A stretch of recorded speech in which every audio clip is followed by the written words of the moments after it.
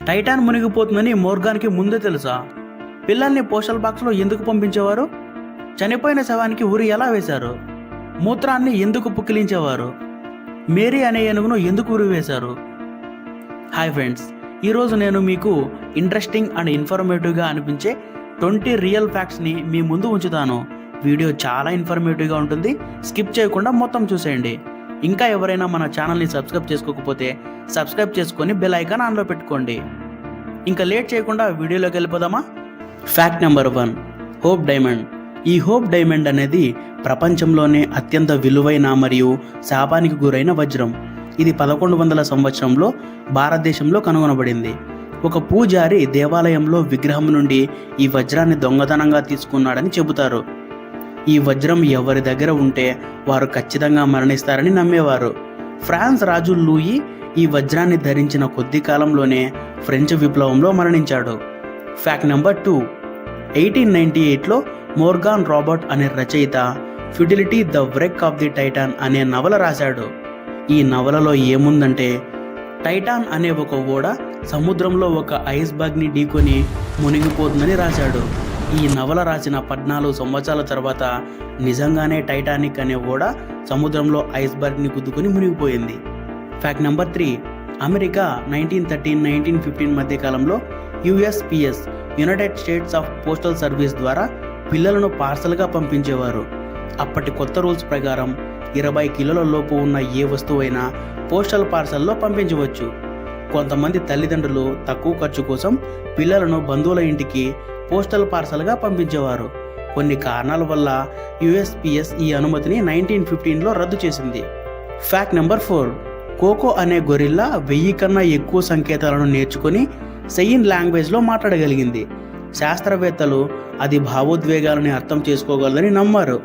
ఒకానొక సందర్భంలో దాని పెంపుడు పిల్లి మరణించడంతో దుఃఖం అనే సంకేతాన్ని చూపించింది. ఫ్యాక్ట్ నెంబర్ 5, 1964లో రాండీ గార్డ్నర్ అనే అమెరికన్ యువకుడు 17 రోజుల పాటు నిద్రపోకుండా గిన్నీస్ రికార్డు సృష్టించాడు. కానీ అతనికి 3 నుంచి 4 రోజుల తర్వాత హాలోజినేషన్లు వచ్చాయి. 5 నుంచి 6 రోజుల తర్వాత మెమొరీ సమస్యలు, విపరీతమైన అలసట వచ్చాయి. చివరికి 17 రోజుల తర్వాత నిద్ర లేకుండా ఉండడం వల్ల మానసిక సమస్యలు ఏర్పడ్డాయి. గిన్నిస్ బుక్ అథారిటీ ఇలాంటి ఆరోగ్య సమస్యలను ఉండే రికార్డులను లెక్కలేకి తీసుకోకూడదని నిర్ణయించింది. ఫ్యాక్ట్ నెంబర్ 6, 1324 ఫ్రాన్స్లో చనిపోయిన పోప్ అనే అతన్ని కోర్టులో ప్రవేశపెట్టారు. చనిపోయిన ఈ పోప్ రాజద్రోహం చేశాడని ఆరోపిస్తూ అతని శవాన్ని బయటికి త్రవ్వించి కోర్టులో ప్రవేశపెట్టారు. చివరికి అతనికి ఉరిశిక్ష విధించి మళ్ళీ పూజ చేశారు. ఇది చరిత్రలోనే అత్యంత విచిత్రమైన కోర్టు కేసుగా నమోదైంది. ఫ్యాక్ట్ నెంబర్ 8, 1916లో మేరీ అనే ఏనుగు అమెరికాలోని టెన్నెసీ రాష్ట్రంలో తన ట్రైనర్నే చంపేసింది. ప్రభుత్వం దాని మీద ఆగ్రహంతో ఆ ఏనుగును అరెస్ట్ చేసి మరుసటి రోజున ఉరి తీశారు. సుమారు 2500 మంది ఈ ఘటనను చూశారు. ఇది చరిత్రలో ప్రభుత్వం ద్వారా మరణశిక్ష పొందిన ఏకైక ఏనుగు. ఫ్యాక్ట్ నెంబర్ 9, ట్రెడీ హెన్రీ అనే ఒక వ్యక్తి 1984లో ఓ ప్రమాదానికి గురై కోమాలోకి వెళ్ళిపోయాడు. 19 ఏళ్ల తర్వాత అంటే 2003లో అతను అకస్మాత్తుగా మేలుకొన్నాడు. 40 ఏళ్ల తర్వాత కూడా అతను 1984లో జరిగిన సంఘటనల గురించి మాట్లాడాడు. ఇది లాంగెస్ట్ రికార్డెడ్ కోమాగా గిన్నిస్ బుక్లో రికార్డ్ అయ్యింది. నిజమైన నిద్రరాజే అంటే ఇతనే కావచ్చు కదా. ఫ్యాక్ట్ నెంబర్ 10, మనిషి మెదడు అనేక భావోద్వేగాలను నియంత్రించిన దీనికి నొప్పిని కలిగించే రిసెప్టర్లు ఉండవట. అందుకే డాక్టర్లు బ్రెయిన్ సర్జరీల సమయంలో రోగులను అవేర్లో ఉంచి ఆపరేషన్ చేస్తారు. అంటే మెదడు మనలో నొప్పిని ఫీల్ అయ్యేలా చేస్తుంది, కానీ తనకు మాత్రం నొప్పి అనిపించదు.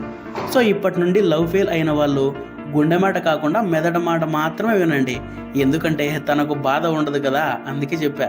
ఫ్యాక్ట్ నెంబర్ 11, వెస్నా వులోవిక్ అనే ఆమె 1972లో 33,000 అడుగుల ఎత్తులో వెళ్తున్న విమానం నుండి పడిపోయి బ్రతికింది. 1985లో ఆమె మరో విమానం నుంచి పడినా కూడా మళ్ళీ ఆమె బ్రతికింది. దాంతో ఈమె గిన్నెస్ వరల్డ్ రికార్డులో హైయెస్ట్ ఫాల్ సర్వైవ్డ్ వితౌట్ పారాచూట్గా నమోదైంది. ఈమెకు లక్కీ లేడీ అనే పేరు చాలా చిన్నదే కదా. ఫ్యాక్ట్ నెంబర్ 12, అమౌ హజీ అనే వ్యక్తి ఇరాన్ దేశంలో 60 ఏళ్లుగా స్నానం చేయలేదు. అతను స్నానం చేస్తే అనారోగ్యం వస్తుందని నమ్మేవాడు.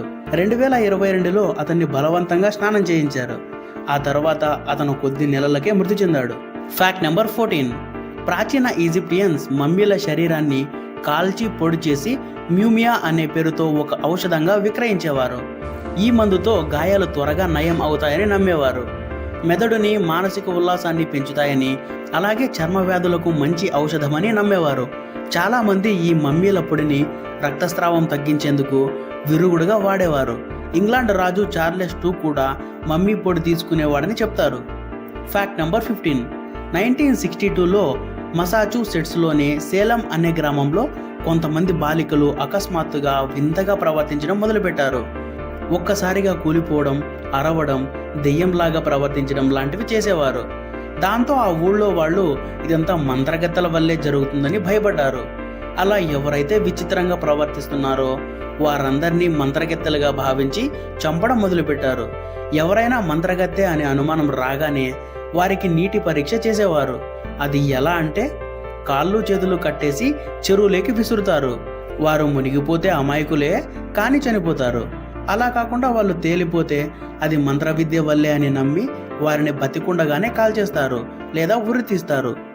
1692-1693 మధ్య సేలంలో 200 మందిపై ఆరోపణలు వచ్చాయి. 20 మందిని చంపేశారు.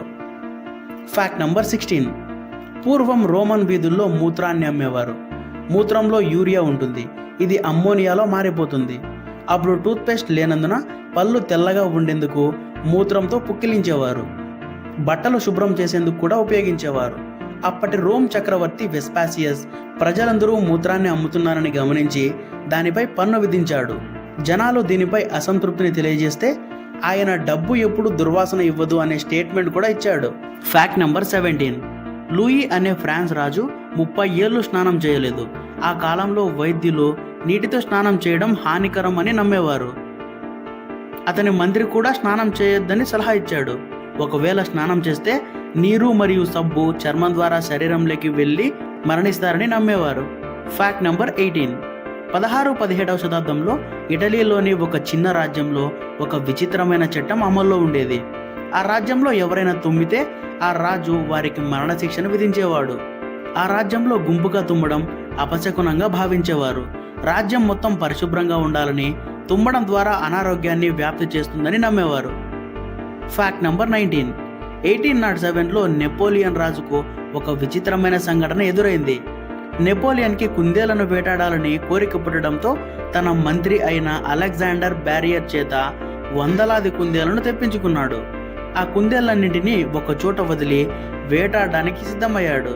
అవి అడవిలో పెరిగిన కుందేళ్లు కాకుండా మనుషుల చేత పెంచబడిన కుందేళ్లు కావడంతో ఆ కుందేళ్లు నెపోలియన్ని తమకు ఆహారం వేసే వ్యక్తిగా భావించి వందలాది కుందేళ్లు నెపోలియన్ మీదకి ఎగబాకడం మొదలుపెట్టాయి. దాంతో కంగుతిన్న నెపోలియన్ తన రథం మీద ఎక్కి అక్కడి నుంచి పారిపోవలసి వచ్చింది. Fact number 20. 16వ శతాబ్దంలో ఇరాన్ రాజు షా అబ్బాస్ తన తలపై ఎవరైనా ముట్టుకున్నా లేదా కిరీటం పెట్టినా వాళ్ళకి ఉరిశిక్ష వేసేవాడు. ఎందుకంటే అతని తల దేవతల ఆశీర్వాదంతో పవిత్రమని, ఎవరైనా ముట్టుకుంటే అపవిత్రం అయిపోతుందని భావించి వాళ్లకు ఉరిశిక్ష విధించేవాడు. ఫ్రెండ్స్, ఇంతటితో అయితే మన వీడియో ముగుస్తుంది. ఈ 20 ఫ్యాక్ట్స్లో మీకు ఏ ఫ్యాక్ట్ నచ్చిందో కామెంట్ చేయండి. ఇంకా ఇలాంటి ఎన్నో ఫ్యాక్ట్స్ తెలుసుకోవాలనుకుంటే మన ఛానల్కి సబ్స్క్రైబ్ అయిపోండి. Love you all.